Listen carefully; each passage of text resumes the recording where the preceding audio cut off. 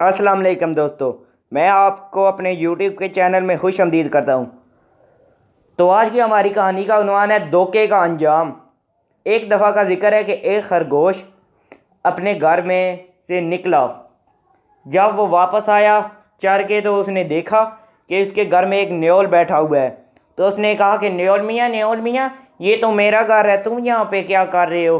तो न्योल ने कहा, नहीं, ये आज से मेरा घर है और मैं ही इसका मालिक हूँ।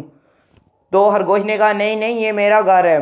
तो न्योल ने कहा, चलो आओ भी लूमड़ी से पता करते हैं कि ये किसका घर है।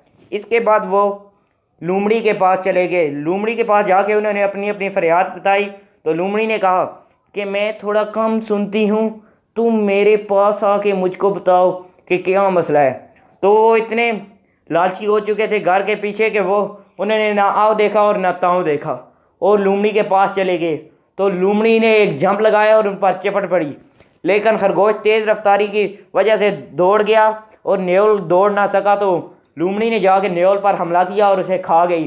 तो दोस्तों, इस कहानी से हमें सबक मिलता है कि हमें धोखा नहीं करना चाहिए, धोखे का अंजाम बुरा ही होता है। तो दोस्तों, आप भी कभी ऐसा मत कीजिएगा और हमारे चैनल को तो ज़रूर सब्सक्राइब करें और वीडियो को लाइक शेयर और कमेंट करें। तो thanks for watching my story. शुक्रिया।